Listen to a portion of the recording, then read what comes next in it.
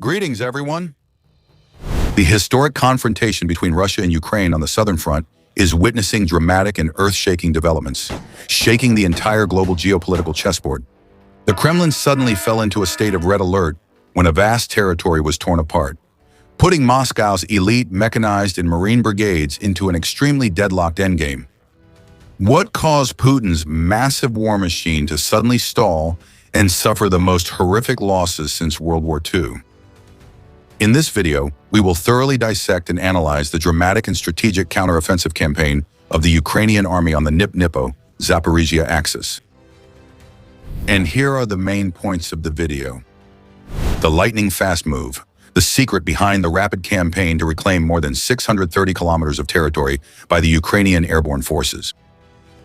The tragedy of the Marines, Russia's 120th Marine Division, being pushed into muddy trenches in the deep infiltration that destroyed the command post using Kiev's AI technology. The lifeline was cut, Rivnopil and Velika Novosilka's supply line came within 2 kilometers of artillery range, and Russian supply convoys became target practice.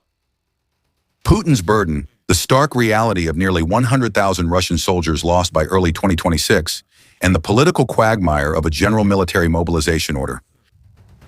Here is the content and detailed analysis. Ukrainian troops advanced within 2 kilometers, cutting Hulyaipol's lifeline and breaking the southern steel defense line.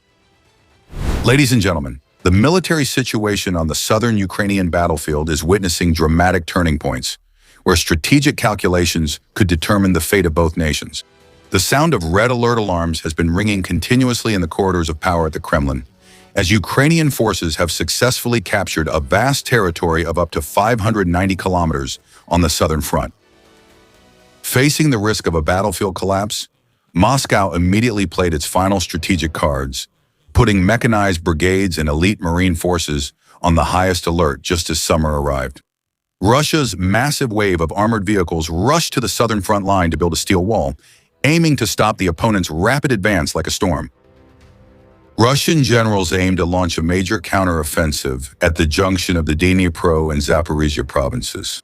Even though they could not have imagined that this area would become the graveyard of countless soldiers, this is not simply a military boundary on the map, but rather a geopolitical choke point, the only gateway leading directly into the prosperous and most important industrial and agricultural heartland of Ukraine. To realize the ambition of choking off this offensive, the Russian general staff took a risky gamble by withdrawing their most elite units from the 2 hottest fronts, Pogdors and Torres, to urgently redeploy them to the south. The forces thrown into this battle are not ordinary infantry, but the sharpest claws of the Russian military, led by the 120th Marine Division of the Baltic Fleet. Not stopping there, the 40th and 55th Marine Brigades of the Pacific Fleet were also deployed to the vital Dnipro junction. This combined army formed a combat formation with armored vehicles and heavy artillery positions, aiming to deliver a decisive blow to completely break through the Ukrainian army's defensive line. The backbone of this counterattack force is the 95th Air Assault Brigade, a unit that is not only the pride of Ukraine, but also renowned in international military circles for its mobility, speed, and tactics as elusive as shadows.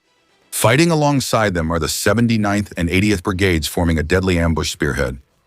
All Ukrainian movements and counterattack plans are shrouded in intense secrecy by intelligence operations. While the Russian troops were anxiously waiting for attack orders from their superiors, the Ukrainian airborne troops had quietly completed their formation and surrounded them before anyone realized. The stage for a life-and-death decisive battle between the 2 leading military forces on the windy eastern plains of the Dnipro-Zaporizhia axis has been set, and the footsteps of a brutal showdown are closer than ever. At this point on the strategic map, a decisive boundary has been drawn that will determine the entire campaign's fate. Since the liberation of the initial 590 kilometers of territory, the warriors, despite the hardships, have continued to launch decisive attacks near the Nova area in Dnipropetrovsk province. They never stopped, determined not to give the Russian defense system a single moment to breathe. At these blazing coordinates, the steel punches of the Ukrainian airborne forces swept away the enemy and reclaimed another 46 kilometers of territory. The total liberated area quickly surpassed 630 square kilometers, turning this campaign into a tactically decisive victory. The chief architect behind this remarkable campaign is General Ole A. Apostol, the brilliant commander of the Ukrainian airborne forces. General Apostol applied an advanced doctrine of asymmetric warfare, using precise intelligence, lightning speed, and the element of surprise to crush the enemy's overwhelming numerical advantage. Instead of classic, costly frontal assaults, he chose a silent approach that was many times more destructive. To ensure absolute secrecy for the strategic plan, all positions and activities of the elite Ukrainian paratroopers were kept completely hidden for 2 weeks before the battle. All electronic traces that could leak military data at the Dnipro and Zaporizhia junction were thoroughly erased, turning this area into an information blackout for Russian intelligence. Amid that silence, the 95th Air Assault Brigade continuously deployed reconnaissance drones day and night to scan and search for even the smallest cracks in the enemy's defensive line. As night fell, drones equipped with thermal cameras glided quietly across the sky, accurately recording every second of the Russian soldiers' shift changes. When the time was right, the sky was suddenly covered by a thick layer of fog. The Ukrainian army turned this harsh weather into a decisive advantage in the battle, effectively blinding the Russian reconnaissance outposts. At the decisive moment, a completely new infiltration doctrine was activated instead of deploying large battalions of hundreds of soldiers. The Ukrainian paratroopers split into elite assault teams of only 10 to 30 fighters. Equipped with night vision goggles and advanced infrared technology, they moved like shadows in the mist. Many hours before the first gunshots rang out, engineering units crawled into Russia's dense minefields, silently neutralizing them and creating absolutely safe corridors. This marked a significant advance for Ukrainian forces on the ground in the final days of May. Russia's 120th Marine Division was completely swept away and caught off guard when Ukrainian paratroopers infiltrated deep and closed in right behind their front lines. The first targets to be eliminated were Russian command posts and drone control teams. Thanks to the AI-integrated target designation system, Russian senior officers were identified and located in just a few short seconds. A swarm of suicide FPV drones descended on Russian trenches like a nightmare from the sky, completely destroying their information and communication networks and throwing the enemy into chaos. The battlefield witnessed an unprecedented level of drone saturation in military history. Electronic warfare systems were simultaneously activated, jamming and completely disabling Russian drones right in the air. Right after, artillery and mortar fire rained down, engulfing Russian positions in flames. The 155mm and 122mm artillery guns continuously bombarded the pre-designated trench coordinates without pause. In particular, the highly accurate Excalibur artillery shells supplied by the West continuously hunted down and destroyed each Russian armored vehicle as they tried to hide under the trees, bringing to a close a tragic and bloody chapter on the southern battlefield. The devastating firepower from the Ukrainian military's assault pushed the Russian Marine forces into chaos, completely stripping them of the ability to organize effective defense or counterattack. Taking advantage of the critical gaps that had just opened up in the enemy's defensive line, the light mechanized units of the 95th Air Assault Brigade quickly penetrated deep into enemy territory, strongly supported by suppressive fire from BMP and BTR armored vehicles. The roar of heavy machine guns echoed like a deadly war song across the southern fields as Ukrainian infantry swept through, taking control of the contested trenches. In just a few short days, an additional 46 square kilometers of land was completely cleared of enemy forces. Kyiv had carefully planned this quick victory months in advance. The direct result is that most of the territory in Dnipropetrovsk province has been liberated from occupation, bringing a priceless atmosphere of freedom to civilians who had been living under suffocating conditions since the outbreak of war. The sweep and takeover campaign quickly spread across rural areas, including the villages of Viren, Estikaner, Badab, Top, Novaksky, and Zeleny, too.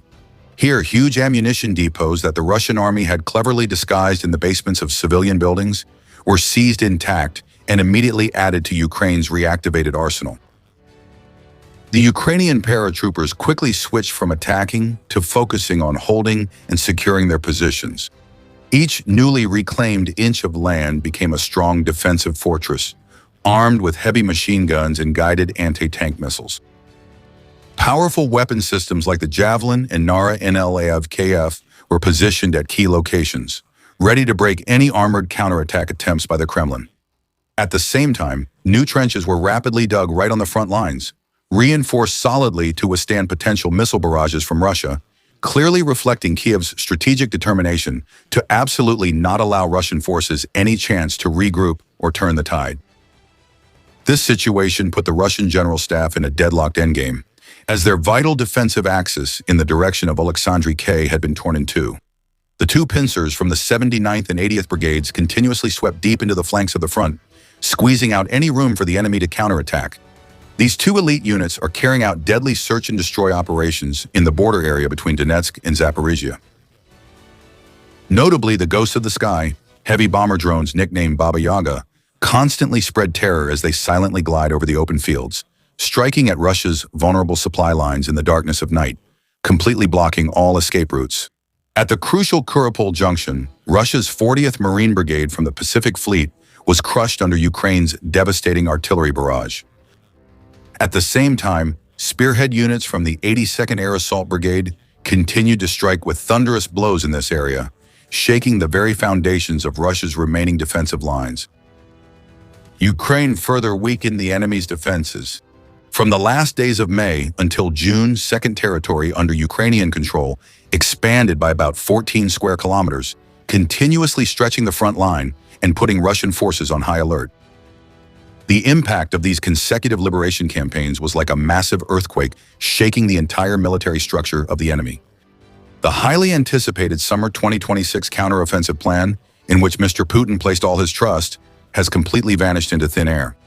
The Russian military's strategic intention to connect the two key fronts of Donetsk and Zaporizhia has officially failed. The strategic initiative on the southern battlefield has now decisively shifted to the Ukrainian military. In a panic, the Russian command is withdrawing troops and redeploying strategic assets.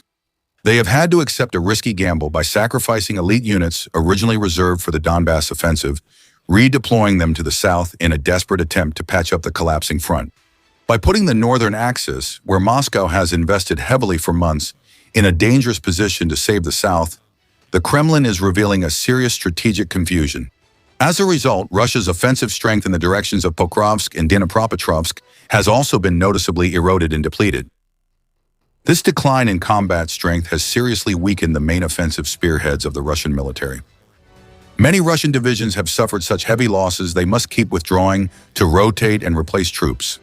A typical example is the 55th Marine Division of the Pacific Fleet in the north of Hulyaipole, which also suffered heavy casualties, forcing Moscow to hastily deploy units from the 5th and 36th Combined Arms Armies into the fire to try to stop the bleeding. However, this patchwork and desperate defensive line could not withstand the iron discipline and relentless advance of the Ukrainian troops. Ukraine's tactical advantage quickly turned into a decisive blow aimed at the enemy's logistical lifeline. Enforcing one of the harshest rules of war, an army that collapses logistically can never hold its ground on the battlefield. Russia's strategic supply line between Hulyaipole and Velika Novosilka is now completely within the direct firing range of artillery. With an estimated distance of only about 2.2 kilometers left, Russian supply convoys have become moving practice targets. Moreover, Ukraine's control over the entrance to Alexandrivka has completely cut off an extremely important link. Russian units stationed along the river have been thrust into a terrible logistical nightmare. The 39th Mechanized Infantry Brigade of Russia's 68th Corps here is struggling to fight amid hunger and exhaustion from a constant lack of ammunition and supplies, with its resupply shipments being hunted down and destroyed by Ukrainian drones. But the most strategic and terrifying threat is gradually emerging in the southern corridor. The vital land corridor directly connecting to the Crimean Peninsula through Melitopol and Tokmak is being severely shaken by the risk of being completely choked off. Every advance of the Ukrainian army to the south is pushing Russia's core transportation lifeline into the kill zone of long-range weapons. This vital logistical artery is now completely within the direct sights of powerful strategic missile systems like HIMARS and ATACMS. If Ukrainian forces advance just a little further, Russia's dense railway network and strategic highway overpasses will immediately become top targets for Kiev's artillery. If this corridor is broken under heavy fire, the entire Crimean Peninsula faces the risk of being completely isolated logistically. In this extremely precarious situation, forces from Russia's Eastern Army Group are frantically digging trenches and building fortifications in a desperate effort to protect this vital route at all costs. Russian military engineers are struggling in vain as they try to build dragon's teeth barriers out of reinforced concrete and deep trenches. But these efforts are powerless against the fierce Ukrainian assault troops, advancing toward their objective meter by meter.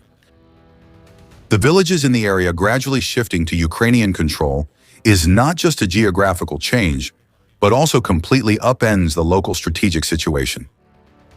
While the local people burst into joy at their liberation, all of the Russian Federation's military infrastructure here is being relentlessly crushed. In the border areas of Dnipropetrovsk province, the presence of Russian military boots remains only in a few desolate, remote villages. The Russian army is now officially trapped in a severe tactical dead end.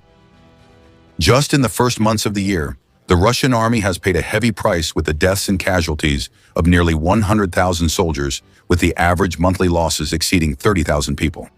These are the most horrifying statistics on human losses on the continent since World War II. More troubling for Moscow, the territorial balance is tilting in Kiev's favor, as Russia has lost much more land than it has gained. The Kremlin cannot easily free itself from the quagmire. There have been many losses and continuous Ukrainian counterattacks on the southern front.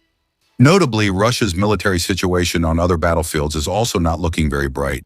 Each main offensive in the Pokrovsk direction has been clearly halted and slowed down, while attacks toward the Kotantai-Ipka direction have brought very limited results. Ukraine's sharp and successful counterattacks have relieved most of the pressure that Russia tried to create in the northeastern region. On the Kupiansk and Lyman axes, Russian forces have had to completely switch to a full defensive posture. The realistic assessment of Brigadier General Andriy Pesky, commander of Ukraine's operational forces, is a microcosm of the current situation on the ground. Military experts and Ukrainian commanders unanimously believe that the next 6 to 9 months will be the decisive turning point of the entire war. This is the golden period, the time when elite units have gained strategic initiative and will determine the ultimate outcome of this geopolitical contest. As all these factors converge, Putin is facing life and death strategic decisions that will decide the final result of this geopolitical game. As all these factors converge, Putin is facing decisions of vital importance. If the loss of life and the ongoing logistical crisis continue at this rate, the Russian army's offensive capabilities will be completely exhausted. So, in your opinion, can the Russian army establish a new defensive line on the southern front before their supply lines are completely cut off?